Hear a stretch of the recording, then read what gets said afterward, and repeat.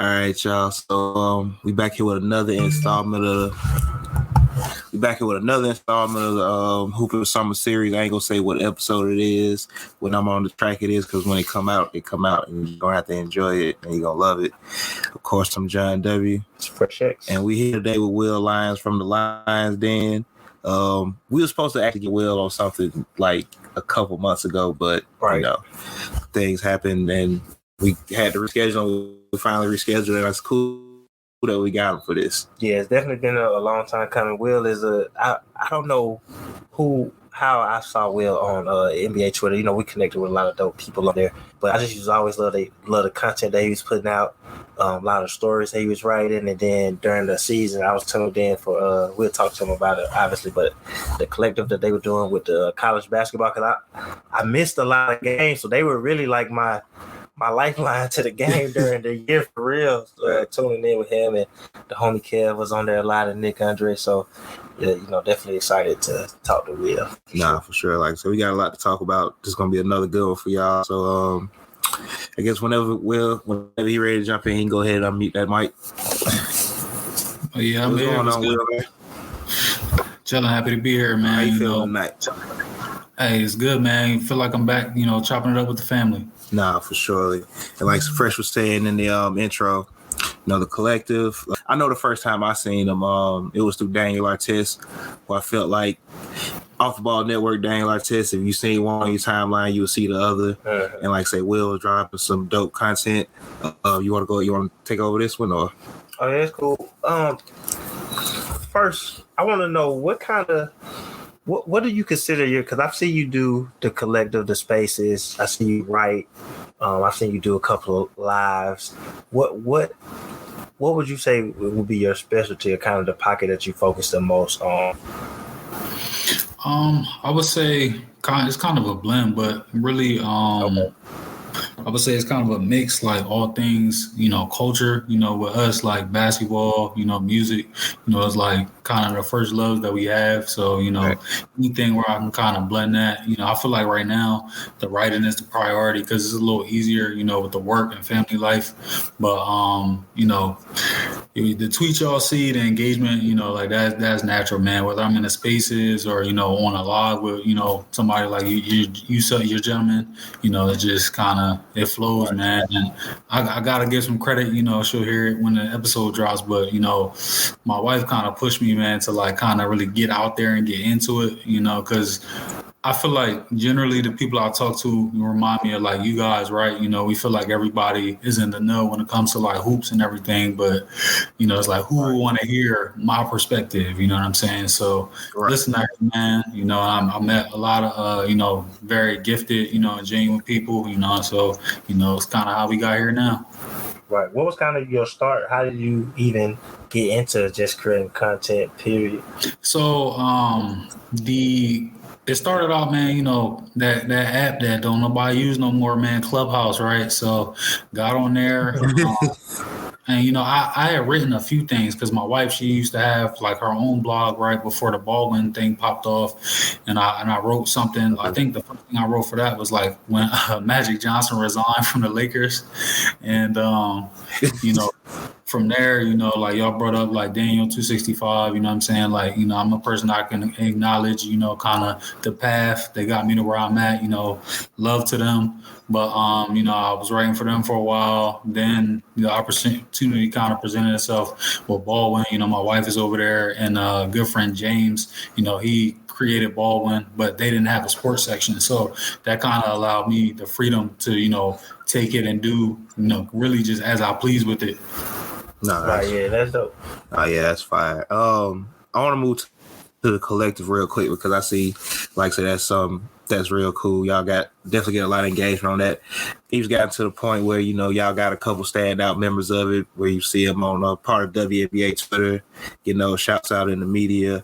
What was the idea behind the whole brand of that and just even the people who you wanted to be a part of that with you? So I want to be careful how I say it because I'm not a person that like intentionally burns bridges, right? But like, so mainstream media, I'm sure y'all would agree, like when you look at like top 25 rankings and players get a lot of coverage, especially like on the female side, right? It's like only UConn. So we just feel like we felt like, Kev, Nick, and it's grown from there. Like, my guy Ramon and some of the other guys in the collective, we could just do it better ourselves, like the eyes that's really watching the games, that we feel like we know what we're seeing, what we're not seeing when we're talking about players, rankings down to the grassroots level, all that kind of stuff. Yeah, that's definitely dope. Like I said, I tuned in with y'all. I know y'all were on pretty much every Friday during the college basketball season for I used to check out y'all college talks and stuff. Did you play basketball or any sports coming up? What's kind of like your connection with sports?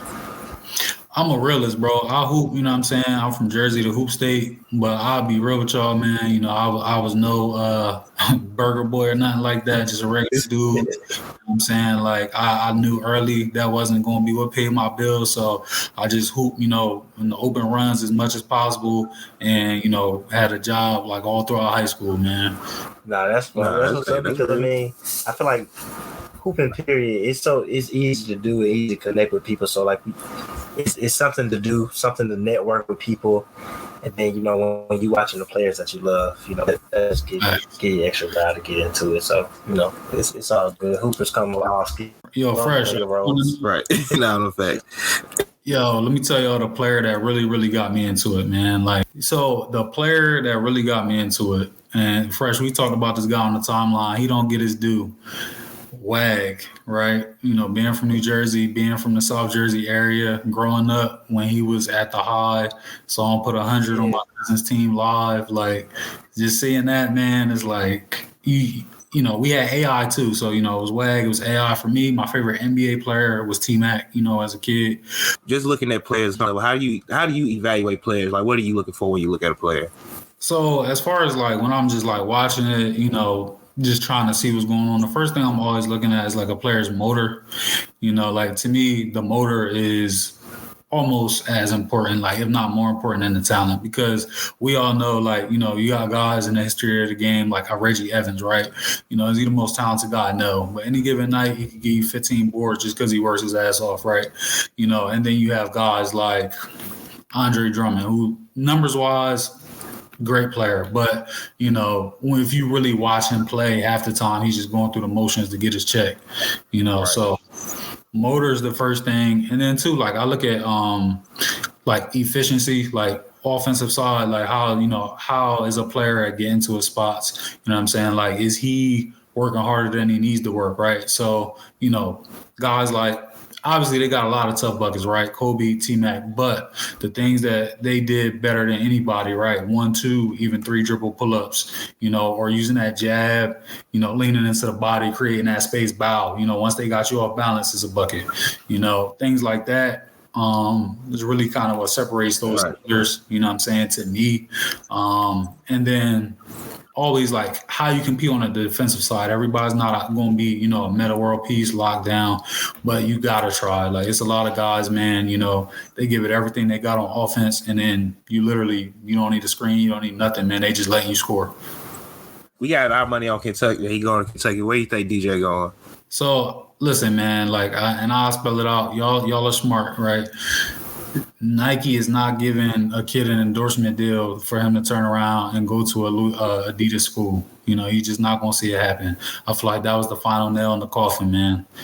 I need him in that Kentucky uniform, bro. That's going to be the first Kentucky uniform I bought in a long time. The last one was I had Malik Monk. Before that, I had my cousin MKG's jersey, man. So I need that Wagner one. Hold on, MKG, that's your cousin? Kid Gilchrist? Yes, sir. Listen, man, the most roasted jumper in the last 10 years, but yeah, that's the No, that's what's up. I was a fan of Gilchrist coming out, especially the way he played defense. Him getting them injuries kind of derailed some of the things he was able to do, even because he was a big part of those Charlotte teams when they were successful, the little success they had on the court, honestly. Oh, yeah, for sure. See, man, like, that's a person that knows hoops, man. It's easy to roast somebody, what I'm saying? But, like, when you really watch the games, I can appreciate that, man. That's why I rock with y'all boys, man. Y'all know what y'all watching. Nah, we appreciate it. We appreciate you, so.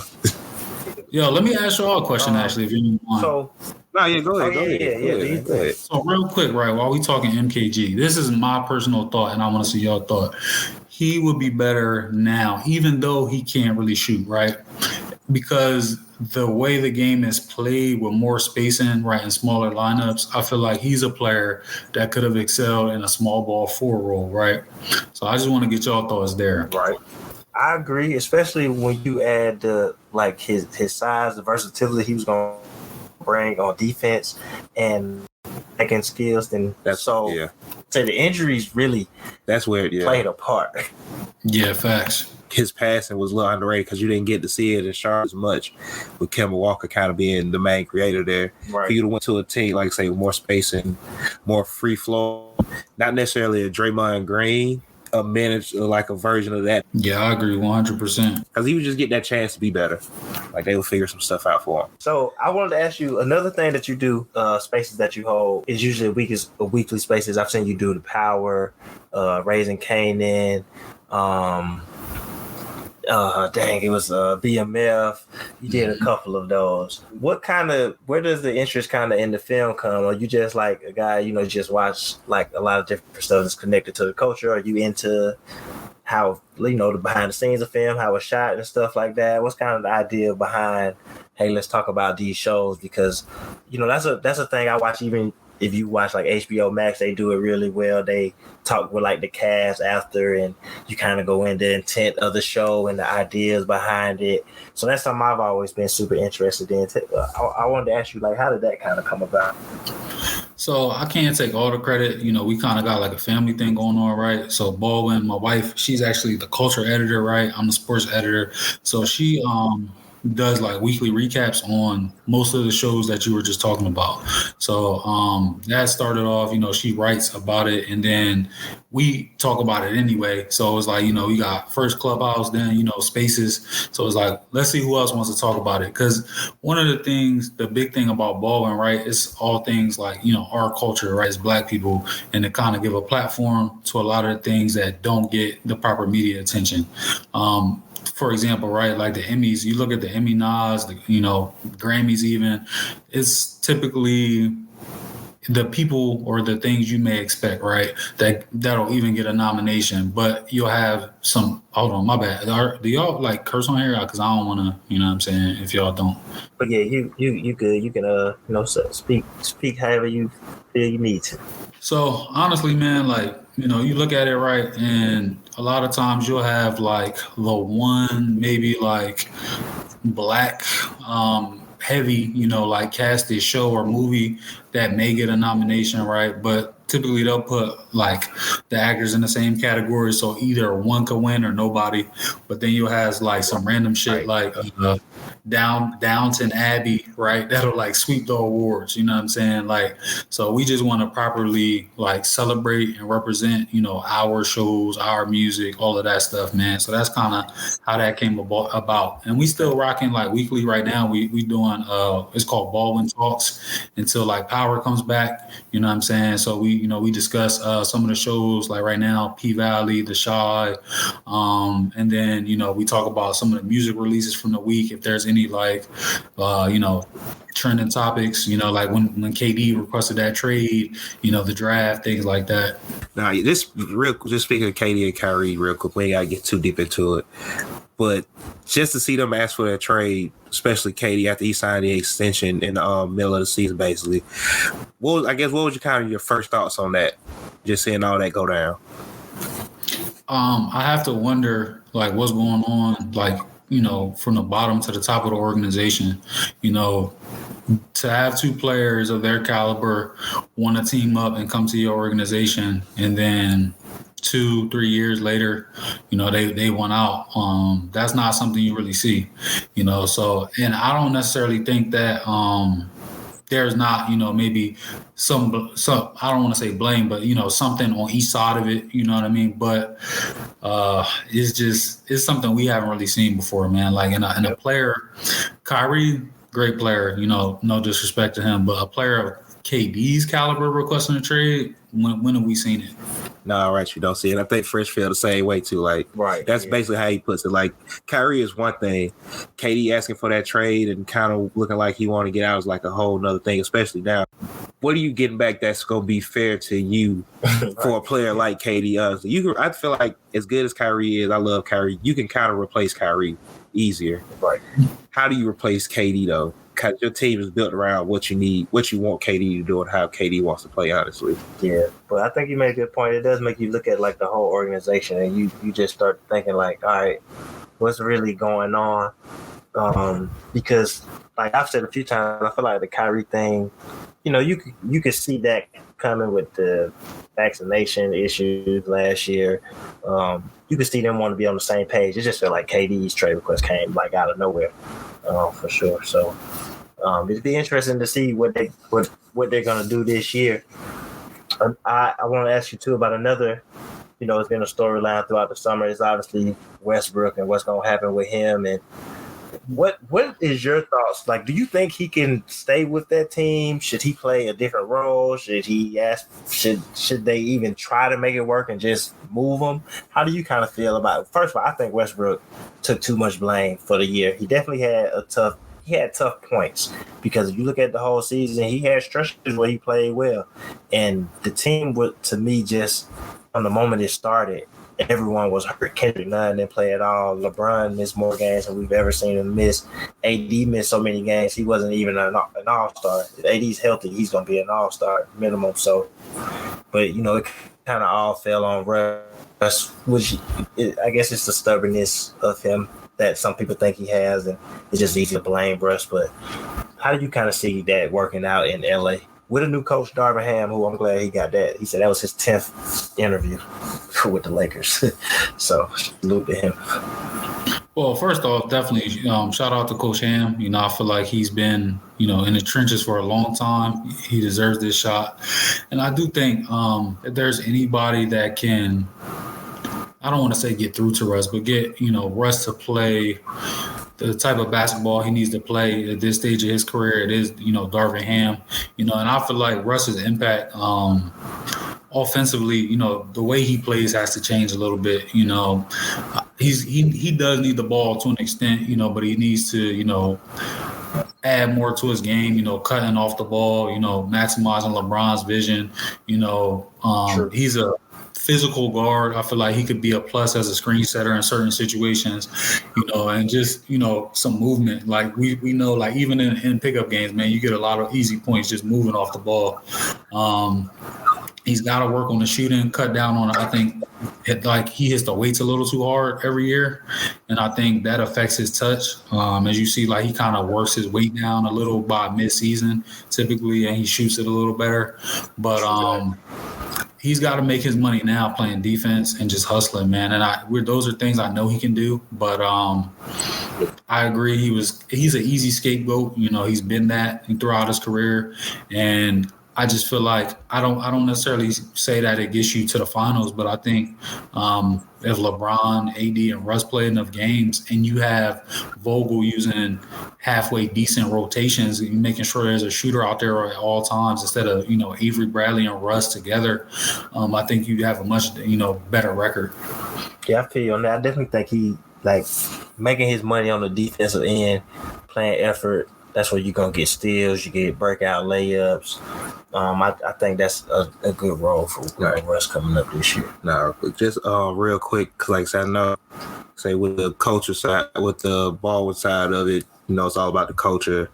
Seeing more black people in these positions to win these awards. If you look at what the NBA is right now, before Darvin Ham got hired, half of the NBA coaches were black. He puts it over now. I forgot who the Washington Wizards just hired as assistant coach. They got James Posey. Just to see that, and to see it's a lot of not even just older coaches, black coaches. It's a lot of players who just got done playing in the last 10, 5, 15 years. Like, how great is that for, like I say, just the culture of it? Because now of course, we know we can be players. We know we can put on a uniform. We know we can, get shoe deals. But we know the end game now being on the bench and passing on the knowledge that we gained or that they've gained. How important is that to the game as well? It's huge, and I think it's huge for a few reasons. One, just like you said, for the culture, and two, it's very important. And I use a player that's still technically not retired, even though he's retired as far as the minutes he plays. Like Udonis Haslam, right? You have players like that come up in systems, and their impact goes beyond what they can do on the court. So to see that now, it's a greater chance of them getting a fair shake to get a coaching gig is beautiful. And, to go beyond, the bench, seeing more of us, in front office roles is really dope as well. I'm just waiting to see that first former like WNBA player get that look. I know a few of the former women's players have gotten some like player development roles. They may get an interview, but they're not getting that head coach love. Becky Hammond, Teresa Weatherspoon, and name a few.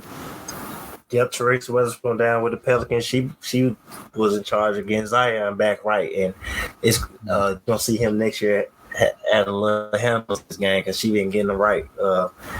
But that is interesting that you bring up the WNBA and seeing the former players and getting more coaching roles, some more assistant coaching roles. That is something I would like to see because a lot of them have a lot to give back to the game. Their skill sets that they have. So I think some things they're going that direction, but we did see Becky have to go to the WNBA after taking so many opportunities. But I feel like she started to open the door a little bit because she was the first one. She coached a regular season game when Pop got thrown out and things like that. But I definitely look forward to seeing that being expanded. I like seeing a lot of if you look at a lot of assistant coaches, there's a lot of players that we grew up watching, like Damon Stoudemire, Sam Cassell is on the bench. Like I say, Posey just got a job. They're talking about Rasheed going to the Lakers possibly. So, it's good to see because that just add another layer post-career, and you can still have a game, kind of close to you. All right. Like, just real quick, what do you think about Penny Hardaway in Memphis? We seen the Money Banks experience didn't really work out as well as we thought it was. But how do you think Penny's been so far in Memphis? Just stick with college real quick. I think Penny's finally settling in. I think that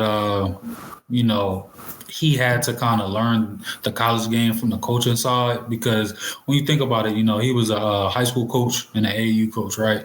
In those situations, you can handpick your players. In college, you can try, but you're not getting all your players. And I give him, a pass on that first year. James Wiseman literally played 3 games. Like that record looks a lot different if he plays the full season. Then the Imani situation, I don't really blame Penny because the family dynamic behind Imani would have made it hard for anybody. And if you notice, once Imani stopped playing, they went on a run and ended up making a tournament. Once they focused more around Jalen Duren and some of those other guys like DeAndre Williams. So I think Penny's not a horrible coach like people make him. Like on the collective, we smoked that Penny Hardaway pack like 5 straight weeks. I'm not gonna lie to you, but I'm glad to see him starting to figure it out. And I do listen. I root for all black coaches to succeed. I don't want to see anybody get fired, man. But I thought it was going that direction. But I think this next season or two is going to be big for him. They're going to keep him around because he can get some big names, but, he got to show and prove with the X's and O's. All right, so speaking of next season, we got a few more and then we're going to kind of wrap it up. Speaking of next season in college basketball, what's some things that we should look out for? Is there some players, some teams that you think can have a good run? What should we be looking for this season coming up? Man, well, first off, man, we got some great matchups in some of these classics. Like I think I believe we got Gonzaga versus Michigan State, I believe. And then I think that's on the Navy base. Yes, sir. They playing on the carrier. Listen, I'll tell y'all, man. Like I ain't spent no long time on it, but I was in the Navy, bro. Walking on the ship is enough. Hooping on it, man. Good luck to them gentlemen, bro. Like for real, But good matches, man. And I think you had a lot of good returning players. One of the players, it hurts me, man. a kid commits to his school and decommits, but Nolan Hickman at Gonzaga, I think that kid's going to be one of the best point guards in the country, like really smart floor general. So I'm excited to see him and that supporting cast. They got a lot of guards, though, so they're going to have to figure that out. But also, I got to bring it down to Lexington, man. Having a National Player of the Year come back, that's huge. You don't normally see that, you know what I'm saying? So Oscar back, we got more shooting on the roster. We got Cal, after honestly getting embarrassed. I feel like it's trash as it was to feel that, losing to St. Peter. Shout out to, Coach Holloway. It was needed, man. I know it's easy to get complacent. You get multiple 5-stars every year. You're a Hall of Famer already. But, Cal realizes, he got to change his recruiting strategy, changes, the way he runs his offense to an extent, and it also motivated some of those players like Damian Collins. I think in the past we would have seen him just jump to the draft just off his name. But, having him come back, get stronger, hit that weight room and keep working on his game, I think is going to be interesting, man. And then Penny got a good one too, man. Kendrick Davis? That kid is a beast, man. Oh, I was gonna ask you. Have you this is random. Have you been you checking out the Peach Jam any? Man. So what's that kid's name? Let me look real quick. He plays Aiden Holloway. So he plays with Gigi, right? Gigi Jackson and Rob Dillingham on CP3's team. That kid is a phenomenal shot maker, man. Like, there's a lot of good players, but he really impressed me. Like, I knew the name, but saying that I'm hearing he's an Auburn lock, so I'm not happy to have to play him multiple times a year when he's on campus. But that kid can flat out hoop, man. And then Gigi, he confirmed that he's ready, man. Like, I know the way the game is, like, they have to wait until Peach Jam, if they're going to do that reclass thing, if they're going to play in Peach Jam. But it was rumored, he was going to reclass for a while now. And then seeing him actually, switch from UNC to South Carolina, it's going to be interesting, man. Like, South Carolina, they produced some great players over the last few years, Zion, Ja, to name a few. But to actually get the top player in the state to actually stay home and play for them, that's huge, man. That's big. Yeah, I've been trying to check out a little bit of the Peach Jam. I just love the event overall. I worked for Baller TV a few years ago, so I've been around like the circuit a little bit, and it's just always the players are getting so much better with. I just like you say with the shot making. Some of the shot making that some of these players can make at such a young age is so advanced, and it's good to see. So I'll be trying to be tapped in a little bit with the next level. I said next year we're gonna actually go to the Peach Jam next year because it's in Augusta. It's probably about an hour and a half away from us. So definitely gonna have to check that out. But other than that, we want to know what else, anything you currently working on, something we should look out for that you got going on. So, man, honestly, I took a small break, man, was enjoying the summer, but I got 2 pieces I'm currently working on. The first one that'll be coming first, doing a piece on Ryan Howard, man. I feel like, and I don't throw this word around often, but on the women's side, man, I think she's a potential generational player. Just the advanced shot making, the passing, like. To me, so to go back, right, to give you all a little history, my last favorite player on the W side was Tamika Catchings, right? So, I like do-it-all guards, and Ryan really is that, on both sides of the ball. So I think, God willing, she can stay healthy, man. Like, she's definitely going to be something special to watch. And I think she might, if they do right in the front office, I think she could bring a championship to the Dream. We definitely love Ryan down here in Atlanta. No, for sure.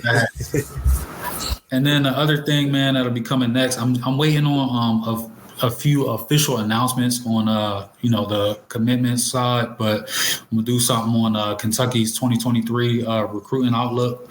Right now all they have is Reed Shepherd locked up, but they got Justin Edwards from Philly committing tomorrow. Word is, he's a Wildcat. But until I hear it officially, I don't know. But him waiting on DJ. I'm hearing a few other players in the works. I think Cal getting embarrassed, man. It was a blessing in disguise, man. Well, trust me, we big Coach Cal fans over here. Like, I've always appreciated just like the genuine connection he seems to have with his players.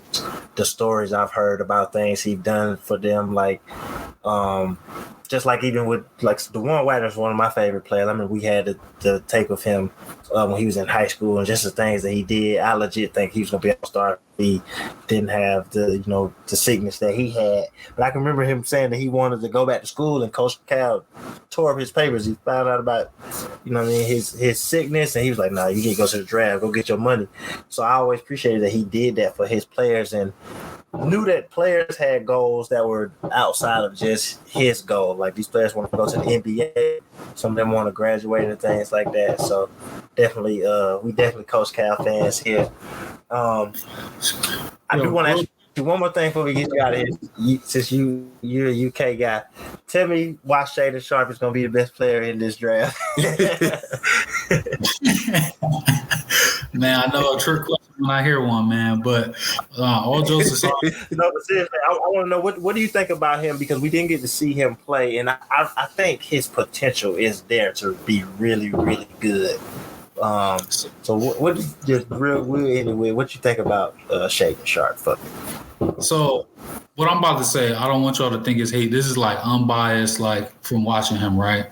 So I think Shaedon can be really good, but I do think that he has to really work on his handle because his first step is not elite. Like, his leaping is elite. But, if you watched, his highlights when he played for UPlay Canada and even his high school highlights, like, it's a lot of dribbling, but it takes a good bit of moves to get past the defender a lot of the times. Like, a lot of the crazy highlights you see are, like, in transition. So he's got to work on that first step and that handle, more so the handle, because there's only so much you could do as far as your, like, explosiveness. But it's at worst, you're looking at a Terrence Ross type player, and that's not bad, you know what I'm saying? But if he gets the handle right, I think that he could potentially, have like a 20-plus point per game outlook, on his career. Okay, yeah, I agree with a lot of that. I can see where you're going with all that. It's just, we haven't seen much footage of him, and even in summer league, he played 3 minutes, and he actually looked. I think he had like 7 points, and then he was kind of out of there. So, other than that, man, I want to appreciate you again, Will. Like I say, this is a long time coming. Definitely appreciate all the work you do. I really like the last story you wrote, diving into the Nas and Supreme. Like, I was really into that story because I got a friend from New York who's told me about that so much. So to hear another perspective of it was pretty cool. So love the work that you do. You want to tell people where they can find you, social medias, websites, anything like that? Sure. I'm easy to find, man. Twitter and Instagram's the same, at WJL1691. And then, my work, you can find it on baldwinballer.co. And then it's also on the Medium platform, the Medium app. And then one thing I did forget to mention, one of the things I'm going to be working on, Showtime, man, they've been doing phenomenal work. They got an NYC Point Guards documentary coming out next weekend, covering a bunch of the legendary point guards like Kenny Anderson, Stephon Marbury, Skip Malou, and Mark Jackson, and a number of others. So that's going to be the next, review I do, you know what I'm saying? So that's on the way as well. That's for sure. We're definitely going to be on the lookout for that. You just said a lot of great names there. Right, facts. Yeah, for sure. So other than that, you can find us anywhere podcasts are available: Spotify, Google, iHeartRadio, all those cool places. That's all I got. All right, like I say, I'm John W. Fresh X. There's another entry in the summer series.